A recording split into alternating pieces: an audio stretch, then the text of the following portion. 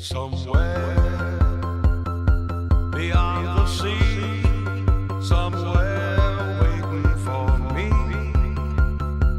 My lover stands on golden sands and watches the ships that go sailing. Somewhere beyond the sea, she's there watching for me. If I could fly like birds on high, then straight to her arms I'd go sailing. It's far beyond the stars, it's near beyond the moon. I know beyond the doubt, my heart will lead me there soon.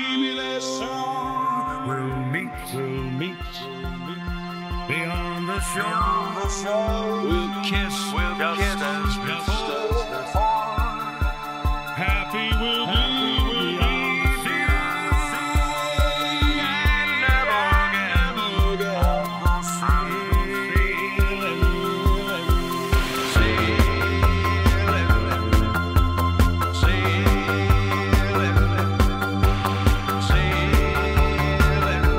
Happy we'll be beyond the sea. Hey guys, Fox here. Today's episode is going to be rather kind of a sad one. I'm sure you have all heard the bad news that Irrational Games is closing down. But they had quite a history and some amazing games that they released, and I wanted to go through the brief history of Irrational Games with you today. Irrational Games was founded in 1997 by 3 former employees of Looking Glass Studios: Ken Levine, Jonathan Che, and Robert Firmer. I hope I didn't butcher his name there. They began work on a very critically acclaimed game called System Shock 2. The game was released in August of 1999 and was a game that they were previously working on with Looking Glass Studios. The game actually failed to meet sales expectations though, and thus really killed the chances of a System Shock 3. The following year, Irrational opened a second studio in Canberra, Australia, with Jonathan taking the helm at that branch. At the same time, a game that Irrational was working on called Deep Cover was cancelled. Not a lot of information was found on this game. In 2002, another game in development called The Lost was halted due to legal issues with the publisher, Crave Entertainment. The game was actually completed and ready for release too on the PS2 and Xbox. This was supposed to be Irrational's first console release.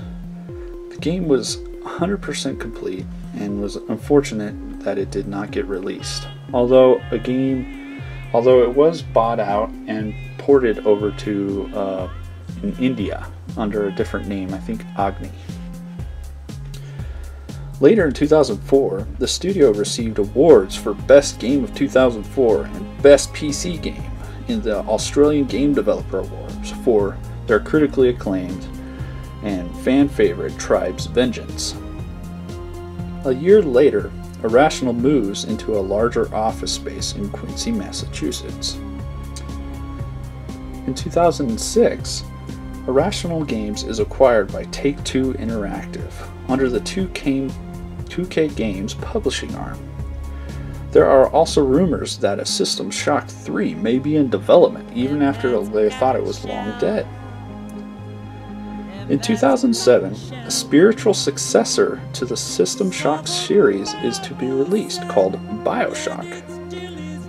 Irrational Games is also renamed 2K Boston and 2K Australia, just 11 days before BioShock's release. In August 21st, 2007, BioShock is released on the Xbox 360 and Windows. To huge critical acclaim, and very strong sales. This marks their first console game. It received multiple Game of the Year awards from multiple media outlets. The game was later released on the PS3 and Mac. BioShock 2 would be developed by 2K Marin and released in 2009. Ken Levine's team had nothing to do with the game, though. In 2010, 2K Boston announces it will be returning to their original name, Irrational Games. 2K Australia ends up merging with 2K Marin. Back in 2008, work began on Ken's new massive project just 6 months after BioShock's release. Ken wanted a game with a new setting. The project was called Project Icarus.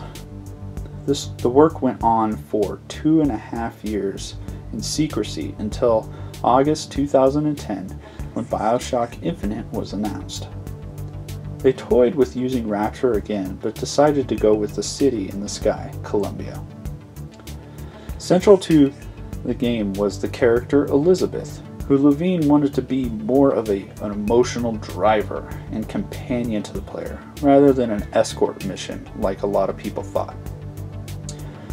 The game's development took 5 years, and after multiple delays, Infinite was released on March 26, 2013.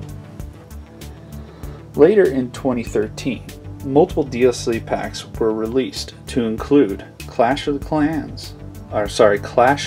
Clouds and Burial at Sea. Not Clash in the Clans, the mobile game. Sorry. As you all probably know, on February 18th, 2014, Ken Levine announced on the Irrational Games website and Twitter and Facebook that he will be handing over the BioShock IP to 2K Games and will be closing down Irrational Games. Ken and 15 former Irrational members are moving on to focus on smaller, replayable narrative games for the core gamers, as Mr. Levine mentioned. These games will be released digitally under Take-Two, with the 2K publishing them. So he was not moving very far, just needed to focus on smaller titles, something more personable to the core gamer. It's sad to see such a great game developer go defunct, after only a few great titles being made. But great minds like Ken like to move on to new projects and give us gamers new and exciting things to experience. I hope for the best for Ken and his new team and their upcoming projects. I also would like to say, in my opinion, Irrational Games is among one of the best development studios to ever make games. Thank you, Irrational, for an amazing series called BioShock.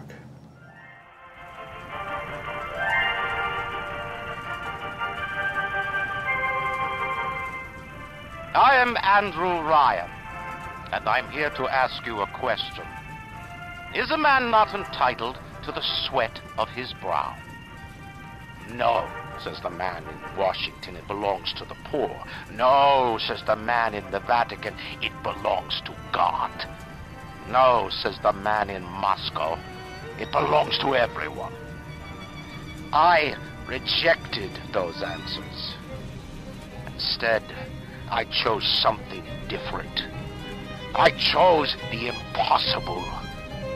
I chose rapture. A city where the artist would not fear the censor, where the scientist would not be bound by petty morality, where the great would not be constrained by the small. And with the sweat of your brow, rapture can become your city as well.